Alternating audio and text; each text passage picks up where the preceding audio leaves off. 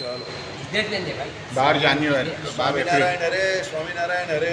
તારીખ આજે 12 April. April 2024 રોજના અનુક્રમમાં આપણે રવિવારના અનુક્રમમાં આપણા ગોપાલ સ્વામી કૃત ગીતાભાષ્ય જે છે આ બે લાઈટ ચાલુ કરી દે જીગર. આજે મચ્છર નથી. ગોપાલ સ્વામી કૃત જે ગીતાભાષ્ય જે છે તે ગીતાભાષ્ય આપણે જોઈ રહ્યા છે. આપણે કર્મયોગ અને જ્ઞાનયોગની વાત જોતા હતા. બરાબર, ગયા રવિવારે આપણે નહીં તો એના આગલા રવિવારે જોયું.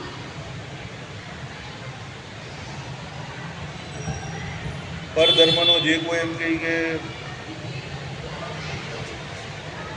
વિચાર કે પરધર્મનું અનુષ્ઠાન જે છે તે એમ કહી કે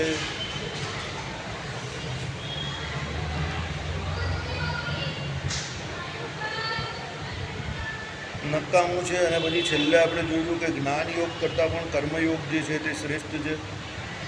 કારણ કે જ્ઞાન યોગ જે છે તે ઘણી વખત એમ કહે કે શું છે કે તમને તમારા ધર્મમાંથી પાડી નાખે છે. એટલે ધર્મભૂત કર્મયોગ અંદર રહેલા જ્ઞાનને કારણે વિશેષ વખાણવા લાયક છે. કર્મયોગમાં પ્રવૃત્ત રહેલાને આ જન્મમાં ફળ પ્રાપ્તિ ન થાય તો મરણ સારું છે. કર્મયોગી હોય ને કદાચ આ જન્મે એને ફળ પ્રાપ્ત નહીં થાય તો એના પછીના જન્મે થાય, પણ ગમે ત્યારે એના ફળની સ્ફૂર્તિ તો મળે જ, પ્રાપ્તિ તો થાય. એટલે કર્મયોગીએ ફક્ત કર્મ ઉપર ધ્યાન આપવું. બરાબર. મને ઘણા લોકો ઘણું બધું કહે કે આ કરવાથી શું ફાયદો, પેલું કરવાથી. મેં કીધું કર્યા કર. શું ફાયદો નહીં જો. તો અત્યારે તને ઘણા બધા ફાયદા જે જન્મજાત મળેલા છે તે તારા પૂર્વના કર્મને અનુસારે મળેલા છે, પણ એ આપણે એની કદર નથી. આપણો જે કુળમાં જન્મ થયો હોય, આપણે સહેજે મા બાપ, સંસ્કાર, મંદિર, સત્સંગ, ભજન, ભગવાનની ઓળખાણ આ બધું થયું હોય તો આવું ફોકટમાં મફતમાં જ થયું ને. આપણે એના માટે શું દાખલો કર્યો? કંઈ દાખલો નહીં કર્યો. એ પૂર્વના કંઈક કર્મના સંસ્કાર હોય આપણા. એટલે કહેવાનું તાત્પર્ય અત્યારે પણ જે કરીએ ને તે કર્યા કરવું. કર્મ યાદ રાખજો, તમને કર્મ જે કરો છો એ કર્મ તમે જે કરો છો તે અંધ નથી. અને એ કર્મ પોતે જે છે તે એ કર્મ પોતે ભલે કર્મનું ફળ નહીં આપતું, પણ કર્મ ફળ પ્રદાતા ઈશ્વરે કર્મનું ફળ 100% આપે. એટલે કર્મ કર્યા જ કરો, કર્મ કર્યા જ કરો. આમાં જે કહ્યું પ્રમાણે વિઘ્ન રહિત હોવાને કારણે અન્ય જન્મમાં આત્મા પરમાત્મા અવલોકનની સંભાવનાને લીધે પરધર્મ પ્રાચીન વાસનાએ યુક્ત માનવીને ઇન્દ્રિયોનું નિયમન કરવામાં અસાવધાનતાને લીધે મુશ્કેલીથી પરધર્મભૂત એવો જ્ઞાનયોગ ઇન્દ્રિય નિયમનમાં સારી રીતે અસાવધાનતા રહેલી હોવાને કારણે ભય આપનાર દુષ્કર. એટલે જ્ઞાનયોગ જે છે તે દુષ્કર છે. કેમ? પેલો જ્ઞાની થઈને એમને એમ બેસી રહી, પણ ઇન્દ્રિયોની જે ચરવડતા છે કે ઇન્દ્રિયોની જે ચપળતા જે છે તે એને એના ધર્મમાંથી પાડી નાખશે. પણ જો પેલો કર્મયોગી હશે ને એનું કર્મ કરતો રહેશે તો એનો સમય નીકળતો રહેશે અને એને એના કર્મનું ફળ જે છે તે ઉપાસનાનું ફળ ગમે ત્યારે મળશે. એટલે કર્મયોગી બનવું. આપણી જે આખી દિવસની દિનચર્યા જે ગોપાળાનંદ સ્વામીએ સેટ કરેલી છે કર્મયોગ પર, કે સવારે બ્રહ્મ મુહૂર્તમાં ઉઠીને સેવા પૂજાથી માંડીને 5 માનસી પૂજા, અત્યારે આ ચેષ્ટા બોલો તે સંધ્યાકાળે મંદિરે આવીને રાધિકાજીના પતિ એવા શ્રી કૃષ્ણનું ઊંચે સ્વરે કીર્તન કરવું, આરતી કરવી, ભજન કરવું, દર્શન કરવું, આ બધો કર્મયોગ છે. પેલો કંઈ કરે નહીં ને ઘરમાં બેઠો જ્ઞાની છું એમ કર્યા કરે તો પછી વિષય ભોગી જ થઈ જાય. અસાવધાન થાય અને પડે જ એની ઉપાસનામાં. એટલે આવી રીતે કર્મયોગી રહેવું, કંઈ ને કંઈ કર્મ કરતા રહેવું, ભજન કરવું, સત્સંગ કરવું, નવા સત્સંગ સંબંધી આયોજનો કરવા, કંઈ ને કંઈ કરતા રહેવું. બરાબર. કર્મયોગી બનના પડતા હે ઇન્સાન को. બરાબર. એટલે કર્મયોગી માણસ હોય ને તેનું શું થાય, એક પછી એક બીજા કર્મ કર્યા કરે એટલે એની વૃત્તિએ કર્મો મારી, ફળની ચિંતા નહીં કરવાની. એટલે કર્મયોગી જે છે તે એને એનું કરેલું કર્મ જે છે તે કર્મ ફળ પ્રદાતા ઈશ્વર જોઈ છે, અંતે જાતા એ ભગવાન એને ધામમાં લઈ જાય. તમે જે સેવા કરો છો તે કરતા જ રહેવાનું. જ્યાં સુધી શરીર ચાલે ત્યાં સુધી કરતા રહેવાનું.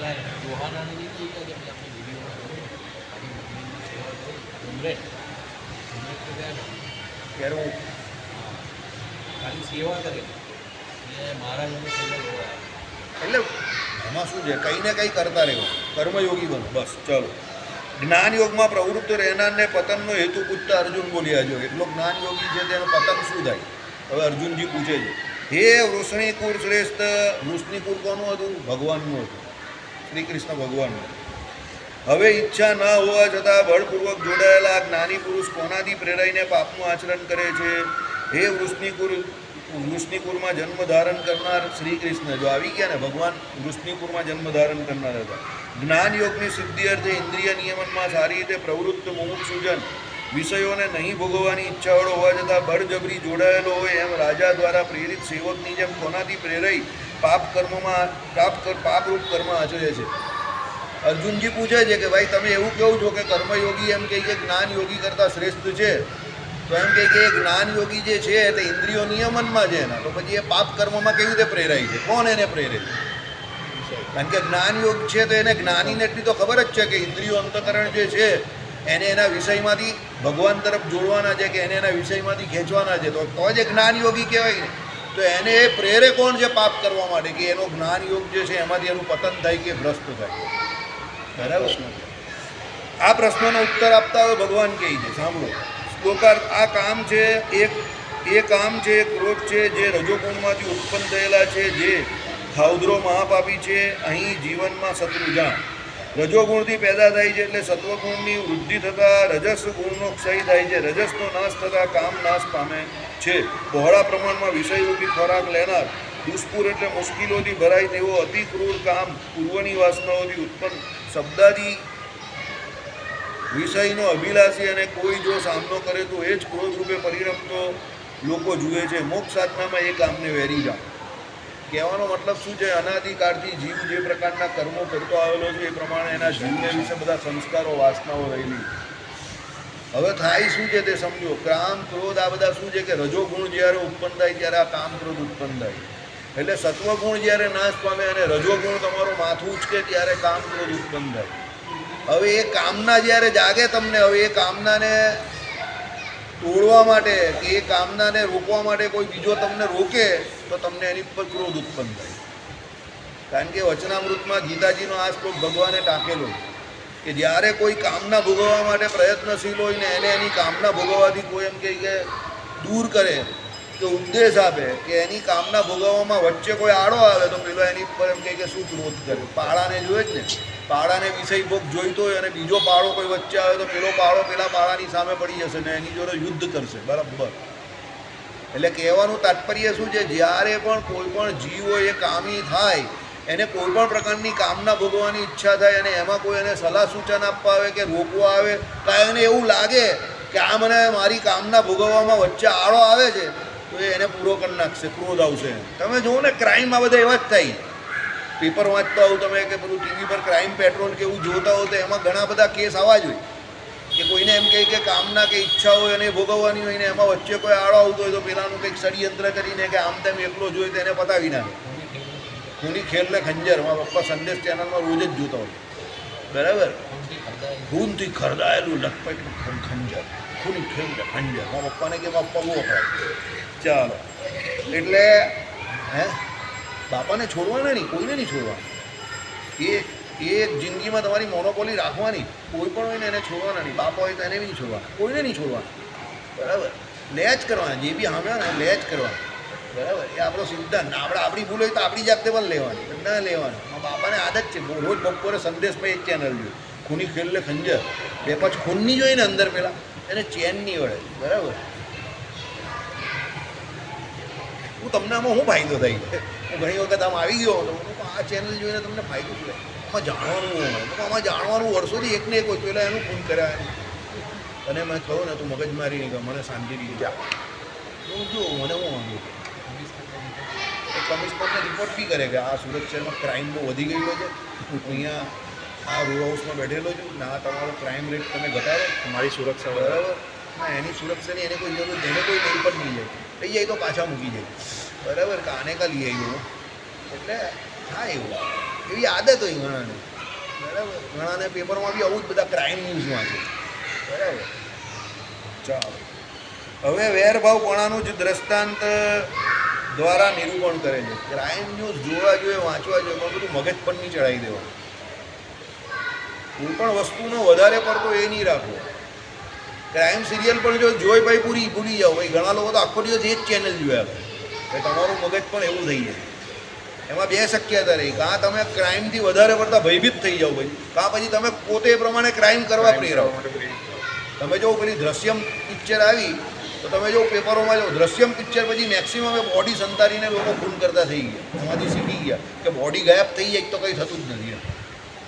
પણ તમે જોજો જેટલા એ દ્રશ્યમની કોપી કરીને એ બોડી ગાયબ કરવા ગયા બધા પકડાઈ ગયા. ખાલી પિક્ચરમાં અજય દેવગણ જ નહીં પકડાતો. ભાઈ વાત સમજ્યા તમે? હવે એ લોકોને જે આ દુષ્પ્રેરણા મળી એ ફિલ્મ જોઈને જ મળી ને. તમે સમજો. મેં હમણાં પેપરમાં વાંચેલો આ લેખ, એટલે મને પણ આટલી માહિતી છે એના વિશે કે દ્રશ્યમ પિક્ચર જોઈને પેલા એ બોડી સંતાડી દીધી પણ પકડાઈ ગયો એ. બરાબર? એ પિક્ચર છે ભાઈ, અને તું રિયાલિટી છે. એટલે બહુ વધારે પડતું પણ એવું જો કોઈ પણ વસ્તુ, હું મારા પપ્પાને પણ એટલે કહું છું, તમે કહો કે એના બાપાને લઈ જાય, આ કંઈ સારી વાત થોડી કહેવાય.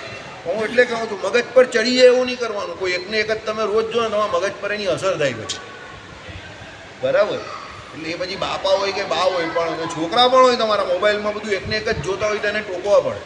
કારણ કે આપણે જે કંઈ જોઈએ છે ને એની આપણા જીવન ઉપર 100% અસર પડે. આપણા માણસ ઉપર એની અસર પડે, મન ઉપર તમારે. તમે જોજો જે લોકો વધારે પડતા ડર હોય કે જેને ભયભીત જે લોકો રહેતા હોય ને એ લોકો જોજો આવું બધું વધારે જોતા હોય. પછી જે ભૂત પ્રેત ને તાંત્રિકવાળું જોતા હોય ને એ લોકોને પણ બહુ ભય હોય. એ લોકો નિર્ભયતાથી જીવી નહીં શકે. જે કૂતરાથી ડરતા હોય ને એ લોકોને પણ આવું હોય. એટલે નિર્ભય જીવન જીવવા માટે તમારે નોર્મલ જીવન જીવવું જરૂરી છે. કોઈ પણ વસ્તુનો ઓવરડોઝ નહીં એમ સમજો. જાણવું જરૂરી છે પણ કેવું બેસબરી સે દેખા બેફિકરી સે ફેંકા પછી કામ પર લાગી જાવ. સવારે પેપરમાં આવી સાંજે હા પૂરી એને કંઈ લઈને નહીં ફર્યા કરવા. બરાબર? ચાલો. વેરભાવપણાનું જે દ્રષ્ટાંત દ્વારા નિરૂપણ કરે છે કે હવે વેરભાવપણું પેલાને ક્રોધ આવે તો કેવી રીતે થાય છે તે બતાવે છે. સાંભળો. ધુમાડાથી જેમ અગ્નિ ધંકાઈ જાય છે, મેલથી જેમ અરીસો મલિન થાય છે, ઓરથી જેમ ગર્ભ ધંકાઈ જાય છે, તે રીતે કામથી આ જ્ઞાન વિતરાયેલું છે. કામ એવો છે ભલભલાનું જ્ઞાન ચાલ્યું છે. એટલે ઘણા મોટા સાધુઓ કહે કે ગ્રહસ્થની સભામાં અમે બેસતા નથી. બરાબર? શ્રીજી મહારાજે જો કેમ કહ્યું છે કે ત્યાગી ગૃહીનો કોઈ મેળ નથી, જેની સમજણ શ્રેષ્ઠ તે શ્રેષ્ઠ. પણ એ સમજણવાળા વચનામૃતમાં પણ પાછું એ ત્યાગી કેવો હોવો જોઈએ અને ગૃહી કેવો હોવો જોઈએ, એની સમજણ કેવી હોવી જોઈએ એ સમજણ બતાવેલી છે. સમજી? બરાબર? એટલે એવા હોય નહીં તો પછી એ પ્રમાણે ગડબડ થાય. એટલે મેં ઘણા બધા સાધુઓના મુખેથી સાંભળ્યું છે કે એ લોકો ગ્રહસ્થના મુખેથી કથા નહીં સાંભળે. હા, પછી બહુ મોટા ગ્રહસ્થ કોઈ હોય તો વાત અલગ છે. હવે અત્યારે એ લોકોને એવા કોઈ દેખાતા ન હોય એટલે એ લોકો ન સાંભળતો હોય. એ લોકોની વાત બરાબર હોય. બરાબર? હવે એવું કેમ કહ્યું છે એનો અહીંયા જવાબ આવે છે. સમજે? ચાલો. હવે એકલું એમાં એમ નહીં કહેતો કે આ ગ્રહસ્થને જ લાગે છે, આ બધાને લાગે છે. સહજ સિદ્ધ ધુમાડાથી જેમ અગ્નિ દંકાઈ જાય. બહુ મોટો ધુમાડો થાય એટલે અગ્નિ દંકાઈ જાય. બહારથી લાગેલા મેલથી જેમ અરીસો ઢંકાઈ જાય. ગર્ભના આવરણરૂપ ચામડાથી જેમ ગર્ભ ચોતરફ વીંટાઈને ઢંકાયેલો રહે છે. આ રીતે આપેલ ત્રણેય દૃષ્ટાંતો તે કામથી આ ક્ષેત્રજ્ઞ જીવ સમૂહ જાતે જ ઢંકાયેલા છે. એટલે જ્યારે કામના જાગે છે પેલા વ્યક્તિને ત્યારે એનું જ્ઞાન જે છે તે બધું ઢંકાઈ જાય. એટલે ઘણા સાધુ લોકો શું કહે ગ્રહસ્થનું જ્ઞાન જે છે તે દિવસ પૂરતું જ કામનું, સાંજ પછી ગ્રહસ્થનું જ્ઞાન કંઈ કામમાં નહીં આવે. બરાબર? કારણ કે સાંજ પછી રજોગુણ વર્તે, તમોગુણ વર્તે, એટલે પેલો ગ્રહસ્થ હોય ને તે એની કામનાઓમાં વ્યસ્ત થઈ જાય. સમજો? હવે જેવો એની કામનાઓમાં વ્યસ્ત થાય એટલે એનું બધું જ્ઞાન જે છે ને તે બધું ઢંકાઈ જાય. એટલે આ બધા જે મોટા મોટા ત્યાગી હોય, જે હકીકતમાં પાક્કા ત્યાગી હોય એમ, દરેક સ્ત્રી ધન બધી બાબતના રૂપિયા પૈસા જરા બી અડતા નહીં હોય, જોતા નહીં હોય, અને પોતાનું જીવન આખું ભગવાન સંબંધી જીવન જીવતા હોય, તે ગ્રહસ્થના મોડે પછી બહુ કથા વાર્તા નહીં સાંભળે. હા, કંઈક આવતા જતાં સંભળાઈ જાય તો અલગ વાત છે, પણ આમ સ્પેશિયલ નહીં સાંભળવા બેસે. લોકો એવું કહે કે ભાઈ ગ્રહસ્થની કથા જે છે તે ચરિત્ર પૂરતી કે સાંભળવા પૂરતી બરાબર છે, પણ અમારા આચરણમાં એ બરાબર નહીં હોય. પછી બહુ પાવરફુલ હોય તો એવું પણ કે એના શિષ્યોને કે ભલે સામે ગમે એવો હરિભક્ત હોય પણ ગ્રહસ્થ જોડે વધારે નહીં રહેવું. એ લોકો આવી સલાહ. જે નવા સાધુ હોય ને, હવે દાખલા તરીકે કોઈ 15, 18, 20 વર્ષના 22 વર્ષના નવા સાધુ થયેલા હોય તો એ લોકોને શું એવી આદત હોય, પેલા છોકરડા બુદ્ધિ હોય, એ લોકો ગ્રહસ્થના છોકરાઓ જોડે ફર્યા કરતા હોય. મોટા સાધુ હોય તો એ લોકોને ટોકે કે આ ગ્રહસ્થાશ્રમીના છોકરા છે, ભલે હરિભગત છે પણ એ ગ્રહસ્થાશ્રમીના છોકરા છે, તારો ને એનો માર્ગ અલગ છે. એ અહીંયાથી બહાર જશે એટલે એ સત્સંગી છે કે નહીં એ તને નહીં ખબર, પણ તારે તો કાયમ માટે આ તિલક ચાંદલો ને તને આ ભગવું છે, એટલે તારે એ ભૂલવાનું નથી. એટલે ગ્રહસ્થના છોકરા કે ગ્રહસ્થ ભલે સત્સંગી છે પણ ત્યાગી એ વધારે પડતું એની જોડે ફરવું નથી. એનામાં રૂડા ગુણ લાવવો હોય તો એની વાત છે. આ કંઈ પર્સનલ વાત નથી કરતો હું કોઈની, કે હું કોઈ ગૃહસ્થનો વિરોધી નથી, પણ જેણે એના ત્યાગાશ્રમને ઉચ્ચ જગ્યા પર પરાકાષ્ઠા પર લઈ જવી છે અને જેને એના ત્યાગીના નિયમમાં ભરપૂર રીતે પ્રયત્નશીલ રહીને ત્યાગીના નિયમનું પૂરેપૂરું પાલન કરવું છે, તો એને ગૃહસ્થાશ્રમી જોડે વ્યવહાર માત્ર જેટલો સંબંધો એટલો જ રાખવો, બહુ અંદરની ચાલ્યા છે. કારણ કે ગૃહસ્થાશ્રમમાં ઘણી બધી વિડંબણા છે અને ગૃહસ્થાશ્રમી વ્યક્તિ ગમે એવો કોઈ અમરીશ રાજા જેવો તો છે નહીં અત્યારે, એટલે એ એના વિષયોમાં ખોવાયેલો જ છે. હવે એના વિષયનો યોગ જે છે સમજો, એ એના વિષયનો યોગ કે એના વિચારોનો યોગ ગમે ત્યારે પેલા ત્યાગીને પણ લાગે તો લાગે છે. એટલે ભગવાને કીધું ત્યાગી ગૃહીનો કોઈ મેન નથી. ભગવાને તમે જોજો ત્યાગીઓના નિયમ બહુ કડક બનાવેલા છે. ગ્રહસ્થના છે કડક, પણ ત્યાગીઓના નિયમ વધારે પડતા કડક છે. તમે જોઈ લેજો કે ભગવાને કેમ રાખેલા છે, તો આ કારણથી જ રાખેલા છે. શું કહ્યું તો ભિક્ષા અને સભા પ્રસંગ એ બે વિના કોઈ પણ ગ્રહસ્થના ઘરે ભગવાને ત્યાગીઓને જવાની શું કરી? ના પાડી. સત્સંગી જીવનમાં તો કોઈ પણ પ્રકારના શુભ પ્રસંગમાં પણ ત્યાગીને વર્જ્ય ગયા. તમારા ઘરે કોઈ પણ શુભ પ્રસંગ હોય તેમાં ત્યાગીને બોલાવવાની ના પાડી, એનું અમંગળકારી ગયા. એનું કારણ આ છે, ત્યાગી તમારા ઘરના કોઈ પણ મોટા પ્રસંગમાં આવે, ગ્રહસ્થાશ્રમીના ઘરનો બહુ મોટો રજોગુણનો મોટો વેપાર ત્યાં થતો હોય અને એનો મોટો વૈભવ એને જોઈને પેલા ત્યાગીનું મન જે છે તે ભટકી ગયું કે બગડી ગયું, એમાં જવાબદારી કોની? સમજો. કારણ કે કોઈ બહુ મોટા માણસને ત્યાં લગ્ન પ્રસંગને હોય, હવે એને ત્યાં કેટલો મોટો ભક્તો ને કેટલું ભરાવદાર બધું ને કેટલું બધું લવ લશ્કર ને કેટલું બધું જતું હોય આવતું હોય, આ તે બધું ચાલતું હોય, એમાં પેલો ત્યાગી જાય તો એની વૃત્તિ પણ સહેજે સહેજે એ બાજુ લાગવાની તો છે જ. નારદજીનું આખ્યાન છે જ ને, અમરીશ રાજાની દીકરીને પરણવાની ઈચ્છા થઈ ગઈ ને એમને જોઈને હાથ જોયો. એટલા માટે ભગવાને ના પાડી છે કે તમારા ઘરના કોઈ પણ શુભ પ્રસંગમાં ત્યાગીઓને ન બોલાવવા. ભિક્ષા અને સભા પ્રસંગ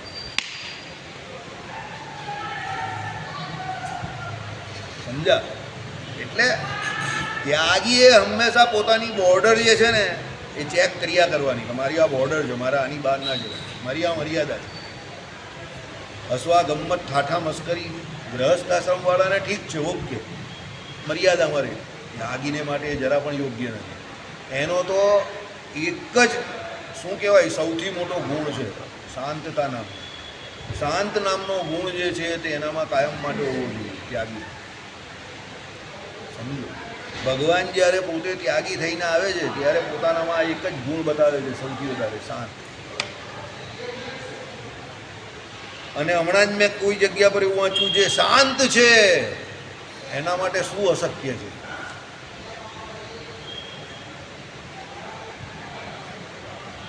શાંત છે એ બધું જ શક્ય કરી શકે, બરાબર. જે સહનશીલ છે એના માટે શું અસહ્ય છે. આ બધા લક્ષણ સાધુઓના જ જોઈ લેવું તમે. અને સહનશીલતાનો ગુણ એના માટે કઈ અસહ્ય છે જ નહીં. એનું કોઈ ગમે એટલું અપમાન કરે, બરાબર, કાલે કદાચ આ ભાગવતજીમાં જ આપણે આવેલું, એનું કોઈ ગમે એટલું અપમાન કરે પણ એને એનું માન કે અપમાન જેવું કંઈ લાગતું જ નથી. એટલે એના માટે અસહ્ય કોઈ વસ્તુ હોતી જ નથી. એણે બધું સહન જ કરવાનું.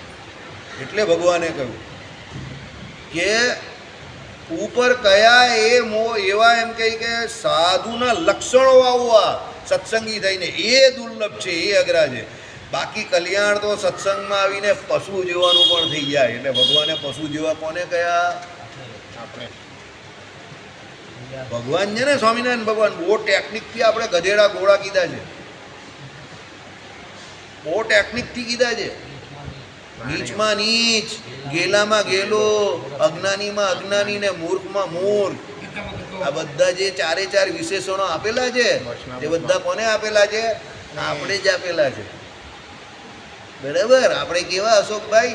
નીચમાં નીચ, મૂર્ખમાં મૂર્ખ, ગેલામાં ગેલો ને અજ્ઞાનીમાં અજ્ઞાની. તે ચારે ચાર હું પોતે જ, બરાબર. હા, તમને લોકોને હું શું કામ કે હું પોતે જ. કેમ? કારણ કે આ ઉપાધિ ભગવાને કોને આપેલી છે? તો જીવ જ્યારે પોતે પોતાના સ્વરૂપને ન ઓળખે અને એ જ્યારે પોતે પોતાને દેહ રૂપ માને ત્યારે એને ભગવાને આ ચાર ઉપાધિઓ આપી, ચાર વિશેષણ. તો આપણે તો એ છે જ, તો પછી આપણે એ વાત કહેવામાં કા શરમ? બરાબર. એટલે ત્યાગાશ્રમ જેણે અપનાવવો છે, કે જેને ત્યાગીના નિયમમાં રહીને ભજન કરવું છે, એણે એનામાં આ શાંતતા નામનો સૌથી મોટો ગુણ જે છે તે કેળવવો પડશે, સહનશીલતા કેળવવી પડશે. દુનિયા ગઈ આમ કરવા ને તેમ કરવા, પછી કોઈ કંઈ પેલાએ આમ કર્યું તેમ કર્યું, પણ એણે જરા ધીરજ રાખવી પડશે, ધૈર્ય રાખવું પડશે. સમજો? બરાબર? ચાલો. કામ જ જ્ઞાનના આવરણરૂપ છે તે હવે કહે છે. ચાલો. હે કુંતી પુત્ર, અગ્નિની પેઠે કદી ન પૂરી શકાય એવા કામરૂપી જ્ઞાનીઓના નિત્ય વેરી વડે માનવીનું જ્ઞાન ઢંકાયેલું છે. કદી ન પૂરી શકાય એવા કામરૂપી. તમારી કામનાઓનો કોઈ અંત નથી, ઈચ્છાઓનો કોઈ અંત નથી. સુખી કોણ? બોલ ભાઈ, સુખી કોણ? ઈચ્છા જ નહીં. બહુ પડે યાર, પોઈન્ટ માર્યો. હું તો યાર પોઈન્ટ જ માર્યો. પોઈન્ટ સીધો આચરણમાં છે એના, એટલે સીધો. ને તમે ત્રીજી રોટલી આપશો ને તો એ બીજાને આપી દઈ શકાય, એના માટે નહીં રાખતો. એને ત્રીજી રોટલીની ફિકર નથી, એને સાંજની રોટલીની ફિકર નથી, સાંજે મળ્યું તો સવારની એને ફિકર નથી. એનામાં એટલે શાંતિ નામનો ગુણ છે ઓલરેડી. તો મેં પૂછ્યું ઘણી વખત, મેં તમને કહ્યું નહીં, તમે ક્રિકેટ રમતા હો તો તમને બધા શોટ મારતા આવડે, પણ એનું નામ નહીં ખબર. એટલે હું એ જાણવા માંગતો કે એને એનું નામ ખબર છે, પણ એને નામ પણ ખબર છે. તમને મેં કહ્યું સામે જા, હું એને નહીં કહેતો. સમજી ગયા? कुछ तो बात है जिसकी पर्दादारी नहीं है, सब खुला खुला है. अशोकभाई, घनी वक्त આપણે બહુ મોટા દેખાતા હોઈએ, कुछ कभी कभी ऐसा हो जाता है बहुत बड़े दिखने वाले लोग बहुत छोटी छोटी हरकतें कर देते हैं, और कभी कभी बहुत छोटे दिखने वाले लोग बड़े दिल वाले होते हैं. समझा? ચાણક્યનો એક એપિસોડ આવે છે, ફેસબુક પર ઘણા લોકો મૂકે છે. એક બહુ જોરદાર યોદ્ધા હતો, તે ચાણક્યને ઓફર કરે છે કે તમે જે ધનાનંદ જોડેના યુદ્ધમાં આ બધા સામાન્ય યોદ્ધાઓ લઈ જાઓ જે કામમાં નહીં આવશે, તમે મને લઈ જાઓ, હું કામનો યોદ્ધા છું. પણ એ ચાણક્યનું કહેલું નહીં માનતો કાયમ. ત્યારે ચાણક્ય એને એક વખત ચોખ્ખું કહી દે છે, સંવાદ આવે છે, ફેસબુક પર ઘણા લોકો મૂકે છે, બહુ સરસ. ચાણક્ય શું કહે છે? किसी के साथ अगर लड़ना है तो उसके लिए योद्धाओं की जरूरत नहीं है. योद्धा तो आप किसी को भी बना सकते हो, लेकिन जो लड़ने वाले यो लोग हैं वो आप कहे ऐसा करे, ऐसे लोगों की जरूरत है. समझी ગયા? એટલે ભાઈ અશોકભાઈ, ઘણી વખત બહુ મોટા મોટા દેખાતા હોય ને, એના ઘરમાં એના મા બાપની પણ સેવા નહીં કરતા હોય. સો કુલ. સમજી ગયા? એના ઘરમાં કોઈને વાગ્યું હોય કે પડી ગયો હોય ને તો એ એને બીજે મૂકી આવે જઈને, અને મોટા મોટા બનવાના બહુ મોટા ડોર કરતા હોય, અહીંયા આખા ગામને સલાહ આપતા હોય. અને ઘણી વખત બહુ નાનો માણસ દેખાતો હોય ને, તે શ્રવણ કુમારની જેમ આખા ગામમાં એના મા બાપને ઉચકીને જતો હોય. બરાબર? એટલે કહેવાનું તાત્પર્ય શું છે? જ્ઞાન જે છે ને, એમાં જ્ઞાન ક્યાંથી આવે છે, કયા વિષયથી મળે છે, એ તો અઘરું છે જ, પણ એનાથી વધારે અઘરું શું છે ખબર જ તમને? એ જ્ઞાનનું આચરણ. કદાચ એ જ્ઞાન તમને થઈ ગયું, પછી એને તમારે તમારા જીવનમાં ઉતારવું ને, એ આચરણ સૌથી વધારે અઘરું છે. અને જ્ઞાનનો ખરો અર્થ શું છે ખબર જ તમને? તમારા આચરણમાં જે છે ને એટલું જે જ્ઞાન છે, તમારા આચરણમાં જે નથી ને એ કોઈ જ્ઞાન નથી, ફક્ત ને ફક્ત માહિતી છે. પેપરમાં તમે ન્યૂઝપેપરમાં રોજ વાંચો જ ને, એમ માહિતી છે. બંગાળમાં ઇલેક્શન છે, તમને એનાથી કેટલા ટકા ફેરફાર થવાનો? કોઈ ટકા નહીં ને. પણ તમને માહિતી તો છે જ ને કે બંગાળમાં ઇલેક્શન છે. બસ આ જ વાત છે. ગુજરાતમાં બધાને ખબર છે કે બંગાળમાં ઇલેક્શન આવે છે, બધા ધ્યાનથી જોઈ છે કે આ વખતે દીદીને મોદી પછાડી નાખશે. તમારા જીવનમાં એનો કોઈ ફેરફાર નહીં થવાનો. કેમ? તમારા આચરણમાં એ લાગવાનું જ નથી. તમારામાંથી એ શું છે? ફક્ત માહિતી છે. કાલે ઉઠીને બીજેપી હારી જશે તો પણ તમારી લાઈફમાં 1% બી ફેર નહીં પડશે. તમે અંદરથી ઈચ્છો ખરા કે ત્યાં બીજેપી આવી જાય, પણ બીજેપી હારી જાય તો પણ it doesn't make any difference to your life. આ શું છે? માહિતી છે, આ જ્ઞાન નથી, નોલેજ છે. સમજી ગયા? એ જ્ઞાનમાં કન્વર્ટ ક્યારે થશે સમજો, જ્યારે તમારા પોતાના જીવનમાં એ ઉતરી જાય. તમે કેવ માતા પિતા ગુરુ અને રોગાતુલની સેવા કરવાની, પછી તમે કોઈ પણ સંજોગોમાં કોઈ પણ રીતે અંતિમ શ્વાસ સુધી એ ચાર એને પકડીને રાખો, ત્યારે સમજો કે તમને એ આચરણમાં છે. એ તમારું જ્ઞાન પાક્કું થયું કહેવાય. દુનિયા ઇધર કી ઉધર થઈ જાય. રેમડેસિવિર ઇન્જેક્શન મૂકવાના હોય, તમને મૂકવાનો હોય ને તમારા મા બાપને પણ મૂકવાનો હોય ને પેલો કંઈ 5 જ છે તો તમે કહો મારી બાને ચડાવી દો, ત્યારે તમારું જ્ઞાન જે છે તે પચેલું છે. પછી તમે એમ કહો ના પહેલાં મને ચડાવી દો, હું તો 35 વર્ષ મારી બાએ તો જીવી લીધું છે, એ તો 60 વર્ષના જ, એ લોકોને કંઈ ફરક નહીં પડતો, તો તમારું જ્ઞાન હજુ પચેલું નથી.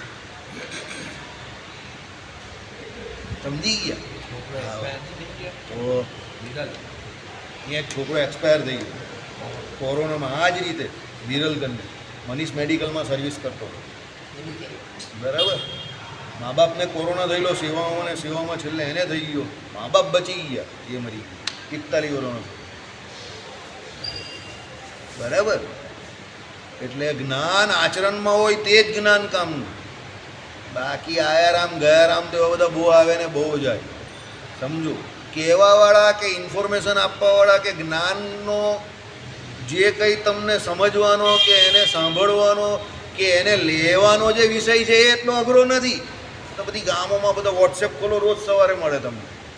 એનું આચરણ કરનારા વ્યક્તિ એવા પ્રેમાનંદ સ્વામી જેવા ભક્તિવાળા કે એવા જ્ઞાનવાળા, એ બહુ અઘરું કામ એ શોધવાનું. સમજી ગયા? ચાલો.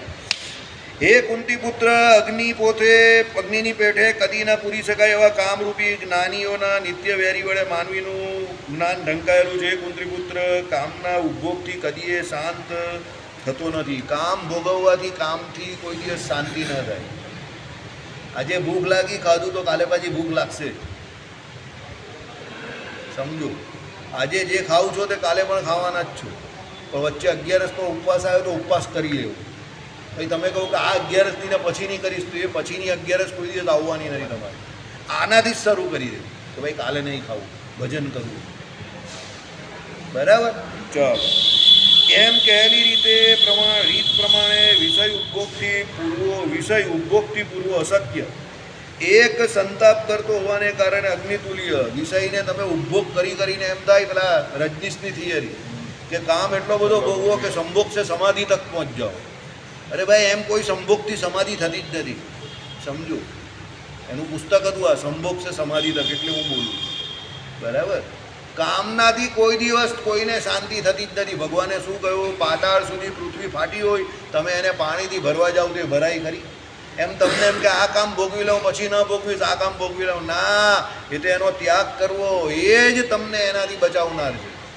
ઈચ્છાનો ત્યાગ કરવો એ સૌથી મોટી આનંદ ને શાંતિની વાત છે. જેને કોઈ ઈચ્છા નથી એ દુનિયામાં સૌથી વધારે સુખી છે. કોઈ ઈચ્છા નહીં રાખવાની. કોઈ પણ વ્યક્તિ આવે કે કોઈ પણ જાય, જે હશે તે દેખા જાયગા. જીવનમાં પહેલાં જે કંઈ થયું તે આપણા હાથમાં નહીં હતું ને, અત્યારે બી જે થાય તે આપણા હાથમાં નથી ને, તો હવે પછીનું જે થશે એ પણ આપણા હાથમાં નથી જોવાનું. નક્કી કરી એટલે એવી ચિંતા છોડી દેવું કે કાલે શું થશે. જે થશે તે દેખા જાયગા, બરાબર. ભગવાન આ શરીરને રાખવા માંગશે તો રહેશે, નહીં રાખવા માંગશે તો કોઈ બાપ એને ધારે તો પણ બચાવી શકવાનો નથી. ભલા ડૉક્ટર આવી ગયા કોરોનામાં, ન બચાવી થઈ ગયા, એને ન જ બચાવી થઈ ગયા. અરે જેને કોઈ ટ્રીટમેન્ટ નહીં લીધેલી, મા બાપા જ મારા ઘરે, અમારા ઘરમાં બધાને કોરોના, ને એ બાજુમાં બેઠા બેઠા સૂયા કરે. હવે અમને સૌથી વધારે વીકી લાગતા હતા, તે એને કોરોના જ નથી. બાકીના બધા પહેલોનો કામમાં આવી ગઈ હતા. સમજો, એટલે એને ભગવાનની ઈચ્છા જ નહીં. ભગવાન ચાલો મને પણ કંઈ કામનો નથી, એ કંઈ કામ જ નહીં કર્યું હોય જે માણસ, તો ભગવાન કે મને પણ કાં કામનો. અહીંયા અક્ષરધામમાં આવીને આ જગ્યા સીટ ગરમ કરશે અને એને નીચે રહેવા દે, જેનો ટાઈમ છે તો નીચે જ રહેવા દે. થોડા એના પોયરાઓના ગોદા ખાય, ખાવા દે નહીં મસ્ત એને, બરાબર. એટલે ભગવાન કે આ કોઈને જ કામનો નથી, રહેવા દે એને નીચે. એટલે મારી એમ બોલ્ડ ને બ્યુટીફુલ સત્સંગ તમને કોઈ નહીં કરાવી શકે. આટલા બોલ્ડ સ્ટેટમેન્ટ કોણ આપે? બરાબર. એટલે ભગવાન પણ અમુક માણસથી દૂર રહે, અને એથી દૂર રહે ભાઈ. નહીં તો આ તો આપણે ઘરે પડવું ગોરધનદાસ છે. બરાબર, આપણા ઘરે પડી જશે. એટલે કહેવાનું તાત્પર્ય શું છે? જેને જે થવાનું હોય એ જ થાય છે. હું તમને કહેવા એ માગું છું. આપણું કરેલું કે આપણું વિચારેલું કંઈ થતું નથી. આપણે એવું માની બેઠા જ કે આમ કરી નાખું, તેમ કરી નાખું, ફલાણું કરી નાખું, ઢીમકું કરી નાખું. બરાબર. 3 દિવસ પહેલાં શાંતિ મંત્રના યુદ્ધ પૂરું થઈ જવાનું. પ્રભુ, યુદ્ધ પૂરું નહીં થાય ભાઈ. તમને શું કહ્યું? નહીં થવાનું. કારણ કે ઉપર આકાશની અંદર યુદ્ધિઓ જ બધી એવી ચાલે છે અત્યારે કે એ લોકોના મગજની અંદર છે ને પેલો ઘૂમઘૂમ ચાલ્યા જ કરે. એ લોકોને ગોળા ફેંકવાનું જ મન થાય. સમજો. એટલે બિચારું પાકિસ્તાન ખોટું હલવાઈ ગયું. આમાં ખર્ચો કરાવી નહીં ગયો ખોટો. આમ બી આંટે ડાલ કે ફાંફે દે, इसने खर्चा करवा डाला. बराबर. એટલે ખાલી વખત ખાયા પીયા બુજ ગ્લાસ પૂરા બાળાના જેવી હાલત કરી નાખી પાકિસ્તાનની. બરાબર. ચાલો. ભોગ ઈચ્છા રૂપે મોક્ષ માર્ગમાંથી પતનનો હેતુરૂપ હોવાથી કાયમી શત્રુ એવા કામથી જ્ઞાની પુરુષનું આત્મા પરમાત્માની પ્રાપ્તિ કરાવનારું ભક્તિ સ્મૃતિરૂપ જ્ઞાન ઢંકાયેલું રહે છે. બધું જ્ઞાન હોય ને એ ચાલ્યું જાય. બરાબર. એટલે કામના જે છે, કામ જે છે એ જ્યાં સુધી કામ જાય નહીં ત્યાં સુધી કોઈ આત્મા પરમાત્મા સંબંધી જ્ઞાન થાય નહીં. બરાબર. એટલા માટે પેલા સાધુ કહી ગયા તે બરાબર કહી ગયા કે ભાઈ રહસ્યનું જ્ઞાન સંધ્યાકાળ સુધી જ કામનું, પછી એને જવા દેવાનું, કે પછી કંઈ કામનું નહીં. એટલે કે એ આત્મા પરમાત્મા સુધી પહોંચે જ નહીં. શ્રીપતિમ શ્રીધરમ સર્વ